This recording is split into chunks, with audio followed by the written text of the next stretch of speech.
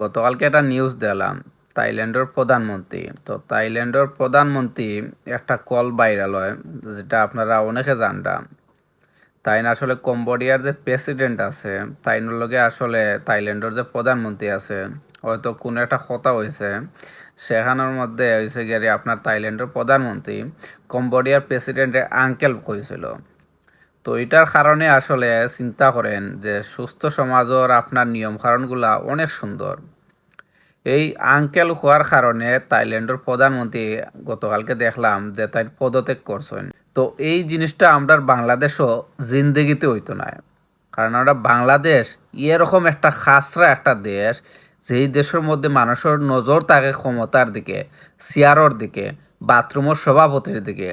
আমরা বাংলাদেশ এই জিনিসগুলো আসলে সবসময় মাথার মধ্যে থাকে। ভাই মানুষ হইন, আমার কথা হয়তো আপনারা খারাপ লাগতে পারে, মানুষ হইন ভাই। চিন্তা করুন, একটা দেশের প্রধানমন্ত্রী আর একটা দেশের প্রেসিডেন্টের আঙ্কেল হওয়ার কারণে আর সেনাপ্রধানটা লিয়ে কিছু একটা হয়েছিল, এর কারণে আসলে চিন্তা করেন আপনারা প্রধানমন্ত্রী পদত্যাগ করছে।